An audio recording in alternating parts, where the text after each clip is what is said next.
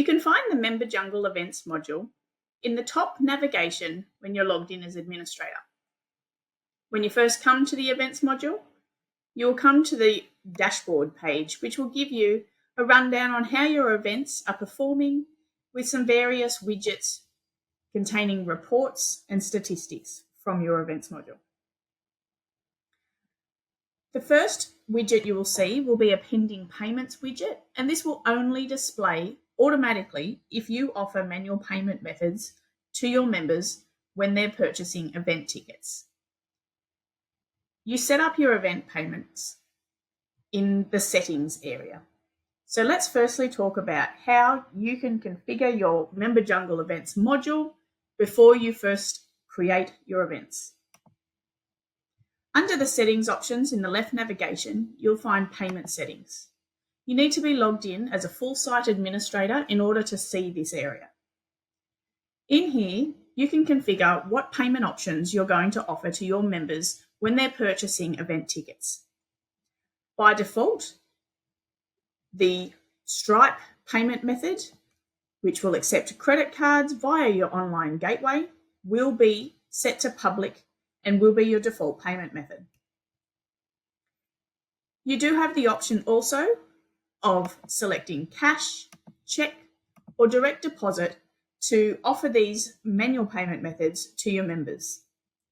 Keep in mind that if you do offer these methods as a public payment method, your members will be able to select these methods when they get to checkout, and you will have to manually reconcile these payments with that pending payment report that shows on your dashboard.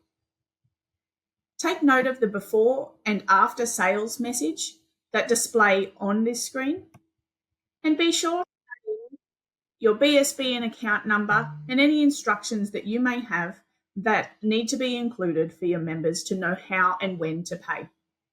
The before sales message will display on the screen when your members select that payment option, and the after sales message will show when your members have their invoices sent through to them after they've made it through checkout. So particularly the after sales message is where you should include those payment methods, the BSB and account number of the account you want to pay into, and the instructions such as pay within 7 days and so on, so that your members can see that on the invoice and know exactly what's expected of them.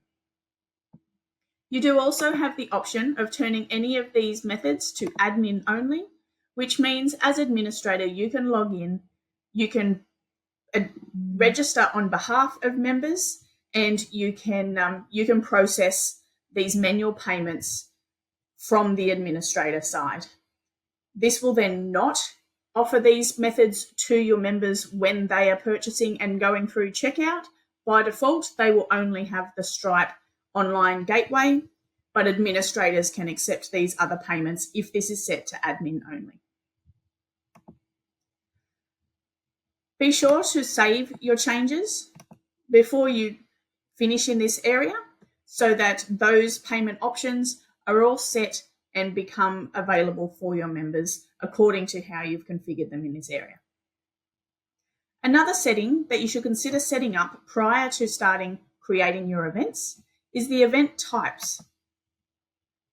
The event types gives you the option of categorizing your various events to have different color codes for your members to identify which events are part of what type of category, and also from your administrator side to be able to filter the events should you have multiple different events and need to slim that down into the various categories.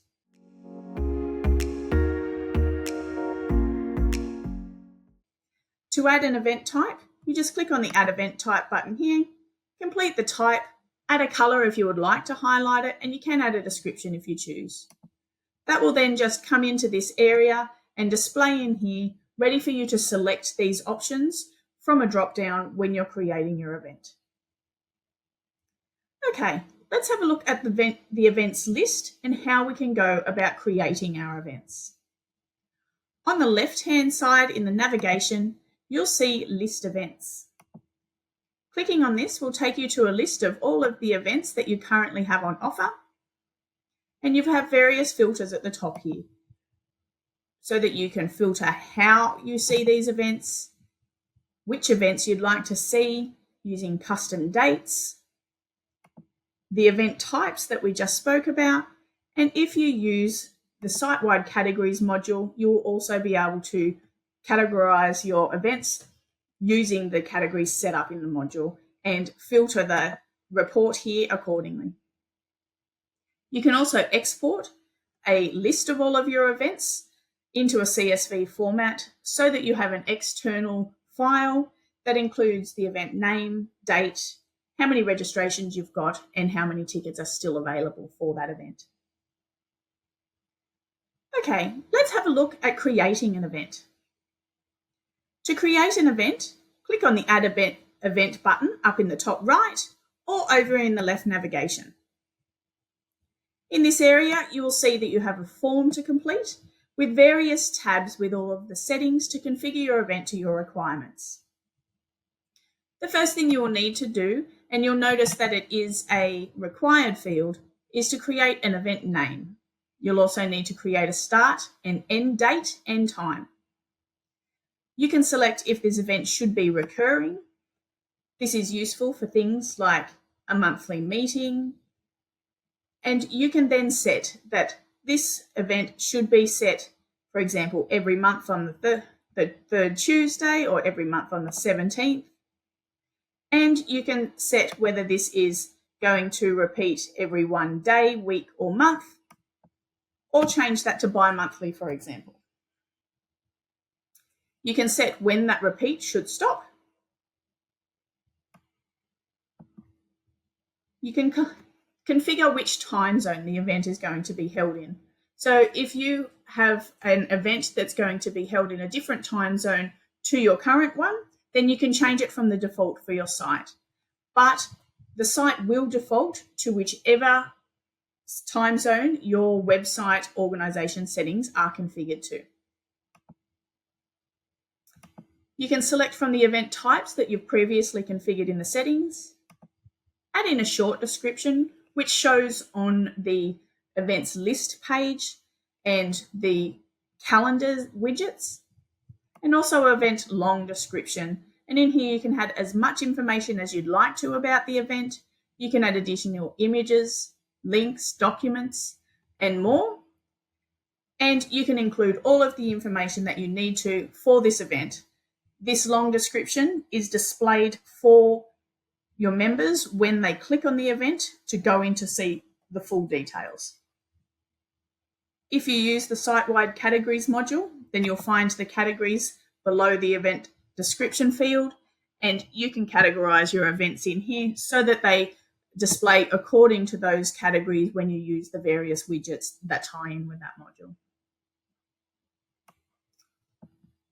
If we go to the location tab, adding an address into this area will generate a Google map, and it will give your members an exact location with a clickable link to the Google Maps in order to find exactly where they need to go for your event. As a side note, we do have a few clubs that might meet somewhere, for example, at a bush track or on a beach for a walk, and you only have the address for the car park to that area. So in that purpose, it can be useful to be able to drag the pointer here to the exact location that you would like to meet, and then your members will have directions right up to you where you're meeting them. If you're holding an online event, then you can configure this by adding in a video conferencing meeting link into this field here, and this will then provide that link through to your members when they join or register for this event. This won't be made publicly visible until somebody has registered for the event, in which time it does show in the event details and is also emailed through to the member. Under the Images and Documents tab, you'll find a main image, which displays as a large banner at the top of the events page when somebody clicks on the full details to the event. The thumbnail image will show in various widgets and also on the event list page where you have a summary of all of the events that you have coming up. You can upload multiple documents in PDF form for your members to click to download, and this is useful for programs or flyers all related to the event. Under the Contact tab, you can add in the contact details for the event organiser. This will show down the side of the event page to give full details for your members when they're registering for the event. But keep in mind, if you have an event coordinator that should be notified whenever a member registers for this event, then ensure they include their email in this field here, and that will then give the notification email through to this particular email address so that that is who is notified whenever somebody does register or purchase tickets. If you don't put an email in this field, then the email will still go out, but it will notify your site default email address, which is in your organization settings. Under the Security tab, you can dictate if this event is a public event or a private event. A public event is visible to all users that may land on your website, whether they are set up as a member or an administrator or just somebody from the public. If you decide that you'd like to hide this event from public users so that it's only visible to somebody that is logged into your website, you can select no, that this is not a public event, and then select which tags or membership roles that the people should have in order to see this event. You can select multiple in this area, and that will mean that if somebody logs into your site and is not a current member of a car club membership, committee members, or dedicated scanner membership, such as what I've configured here, then they will not see this event or its details. In this instance, I'm going to make it a public event. The other tab just gives you some optional bits and pieces with organisations, external event website should you need to link elsewhere, and the option to upload a sponsor logo should you need to. Under the Registrations tab, here we configure what action we want to see on behalf of our members when they view this event. When it comes to creating events, you can either have an event that is just advertised and does not require any action on behalf of your members. You can say yes, you will allow online registration, but you can say no, that you're not going to allow online payments.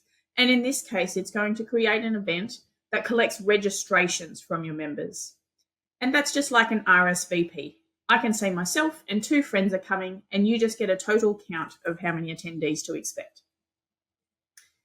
If we accept online payments in this area, you'll notice that we have a ticketing tab arrive. And having these configured, both set to yes, will then ensure that we can create tickets for our members to purchase to attend the event.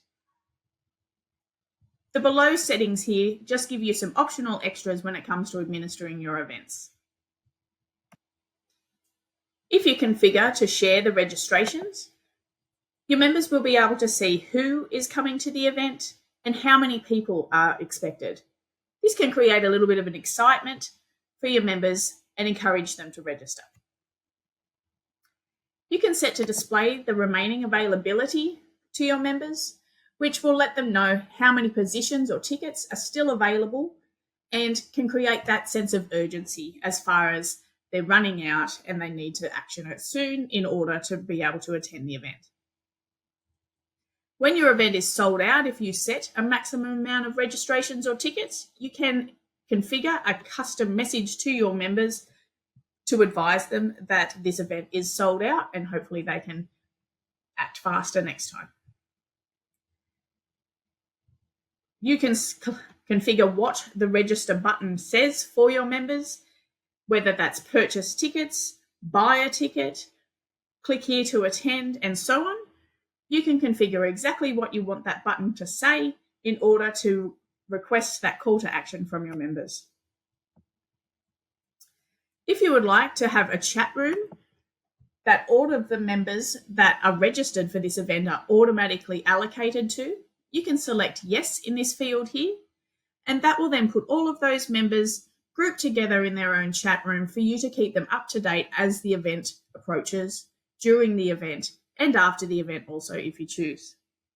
By default, the event chat room will expire 7 days after the event is completed.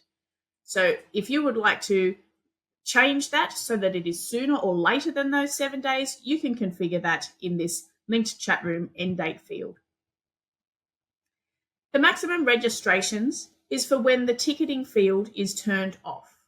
So keep in mind up here, we're allowing online payments, and so we're going to set the maximum attendees in our tickets. But if we say no in this area here, then we're accepting registrations, in which case the maximum registration field will be applicable. So we can set that maximum in there. If we do decide to change and move that to tickets, this particular field will be obsolete in that case because we're going to set the maximum in the tickets themselves. You can dictate when your registrations open and close, and the registration message that is displayed on the screen when your members complete checkout, and also on the email with the invoice that's included for their event registration. You can set if you'd like to send an email on registration and also the registration fee. In this case, we're going to accept online payments so that I can show you the ticketing side of things. Under the Emails tab, you can schedule automated emails to go out to your event attendees at any point. So to click on Add a Scheduled Email here, you can see that we get the email editor, where we can set all of the different parameters from who we're going to reply to, what the subject is, and then create your email message in the editor here. Anything that you see in the brackets is using one of the short codes that are available over on the right-hand side. And this is going to personalize the email for your members and use the information that we have both in the event and in the members' data in order to personalize that for them. You can set when you'd like this email to be sent using the release schedule, whether that's on a relative date, which relates to the event start date, or on a fixed date. So in this case, I'm going to set it on a relative date, and we can say how many hours before or after the event start date we would like that email to be sent. We can also select the email audience. And this here gives us the filter of all of the different membership types that we can email our members to so that we can focus on just that particular member should we need to. Once you've configured your scheduled email, you will be able to activate that and clone it should you need to create copies to then edit and have various scheduled emails during the course of the build-up and after the event has taken place.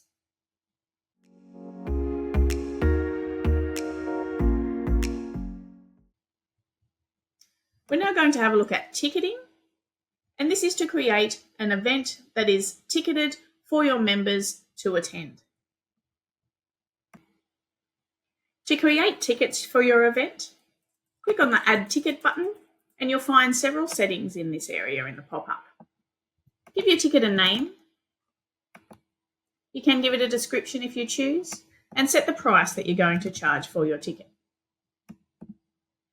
You can create discounts for various member tags or membership types, or any role that you have set up in security. Select the tag or role, and select if you'd like to make it a percentage or a dollar amount discount. You can then configure that and click on the plus to add that discount in.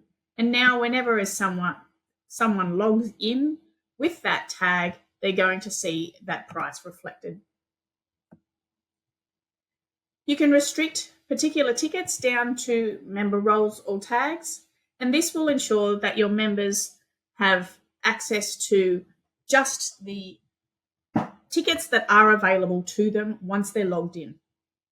This also enables you to have events that are publicly visible so that the public can see what they're missing out on, but prompts a login when somebody goes to purchase tickets. So your members can see exactly what tickets are available to them, and the public have an incentive to become a member so that they can purchase tickets.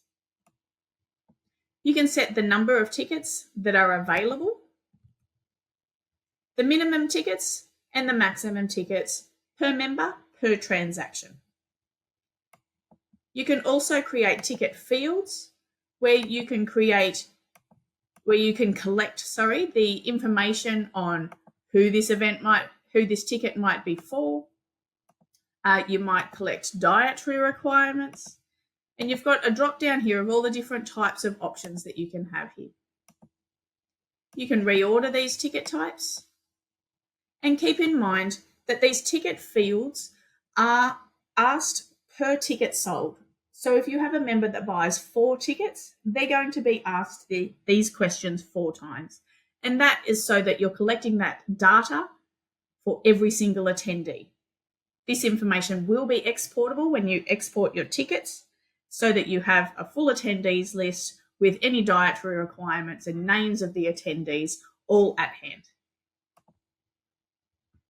Once you've created your tickets, you can activate them and continue creating more if you like. So you might have some member-only tickets, you might have some that are available for the public, and so on. So you can have various amounts of tickets all available for the same event. The additional products field enables you to sell things like event merchandise or programs and so on. And it's a similar field here where you can add a product name, the description, the price, and then you'll see the same sorts of fields in here as far as the discounts, if you're going to restrict that to a member, a role, or a security tag, or any of the order limits that you're going to set for that.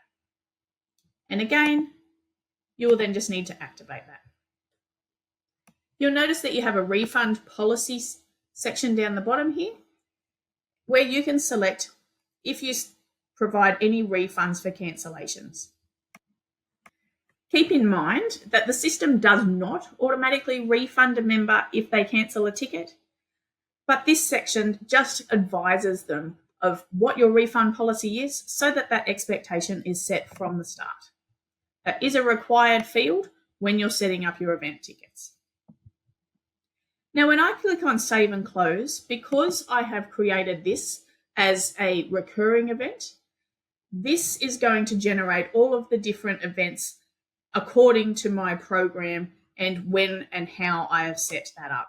So we're going to find multiple different events all listed in here now that are going to have the settings of what we've just configured. We can see now that I now have my Member Jungle training all sitting here at the intervals in which we had set, which was the 17th of each month, and they're all currently inactive.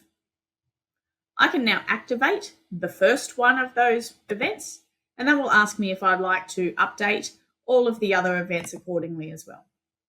So that's then going to update all of them for me.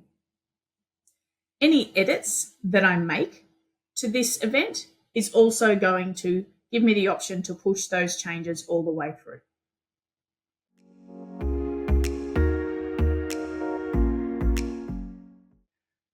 So let's now have a look at managing and editing any of your events and how you can manage your event registrants and tickets.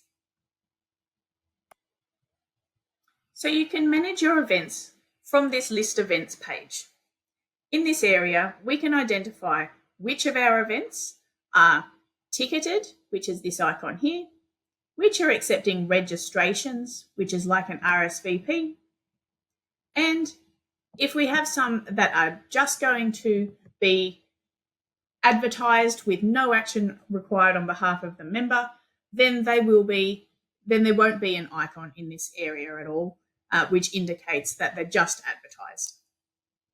We can view who's coming to our events by At a glance, taking a look at the ticket count here, and if you hover over top of that, we can see that there's no tickets sold, but 50 tickets remaining for this particular event. Under here, there's 6 sold and 1 remaining. So let's click on the ticket icon so that we can see who's coming to our event. In here, we can see exactly who's coming to the event, how many tickets they purchased and what type of tickets they purchased. And we can see that this person has already been marked as attended and all 6 did attend. Going back to our events list page, we can take a look at another event that has some registrations, which gives us a list of members that are coming. We can export these attendee contacts to CSV, and we can also mark the members as having attended. So clicking on that attended icon there, we can save that, and that will tick that person off as having attended the event. Back to our events list page again. We can click on edit in each event, and this will take us back into our event editor. Keep in mind that whenever you have a recurring event, if you make any changes at all to the event, when you click on save, it's going to ask you if you would like to make this change only to this event or to this and all of the future events, in which case it'll push those changes right through to all of those recurring events. We can check the emails that have been configured for this event, which is also found in the emails tab. We can preview the event and how that looks live on the website. Activate and deactivate events. And again, if it's a recurring event, which is indicated by this icon here, it'll give us the option of deactivating all of the future events as well, or just this event. That same rule goes for deleting events. We can delete all of the future events for recurring events or only this one, in which case it'll remove just the event because I've selected just this one. You can send a push notification out to the mobile app, and that'll notify all of your members that have the mobile app that your club has just added this event, and they can click straight through in order to see exactly all of the details and register should you have registrations or tickets turned on.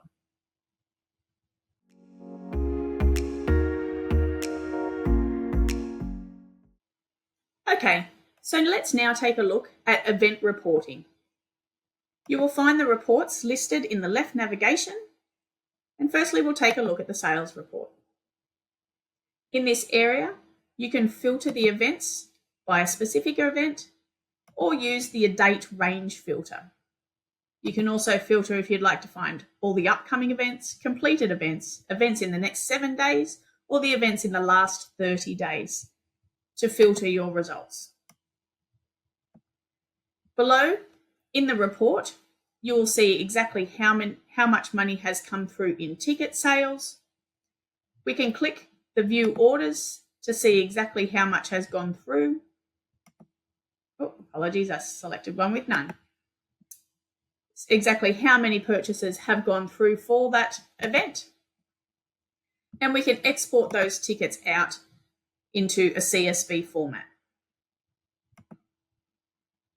In the payments report, you'll be able to see all payments that have gone through the events module, how they were paid, any service fees that have come out, and you can also click to view and download the PDF invoice.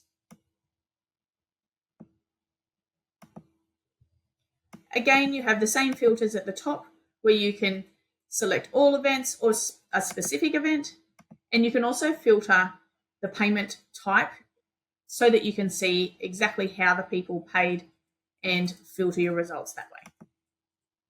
You can also download this payments report to CSV, and if you use accounting software such as Xero, you'll be able to export to Xero so that you can reconcile, providing you have added in a Xero account code in the site organization settings. The ticket report advises us exactly what tickets has been purchased, and this also enables us to export out a full attendees list with any ticket fields that we may have created when we configured the ticket, so that we can then see a full list of attendees for our event and any extra information that we needed to collect, such as the name of the attendee and their dietary requirements, for example. Again, we can filter this by all events or the events in a date range. So we might just want to have a look at all the tickets for the events that are being held just this weekend, for example. Further reporting can be seen in the dashboard, where some of our widgets have the option to download CSV exports. You can configure your dashboard by clicking on the Add Widget button in the top left and adding whichever widgets you would like to see the report for. All of the widgets in this area are drag and drop for you to order them in order of importance of how you would like to see them, with the exception of the pending payments report, which will automatically display whenever you have somebody whose payment is pending and has not yet been reconciled manually by an administrator. Some of the different widgets have a cog icon where you can configure the different settings that you would like to see for this particular report. So you might add this particular widget twice because you have two different types of settings that you would like to see in here at a glance. Some of the widgets do have the refresh icon, and this is because this area of your website does cache.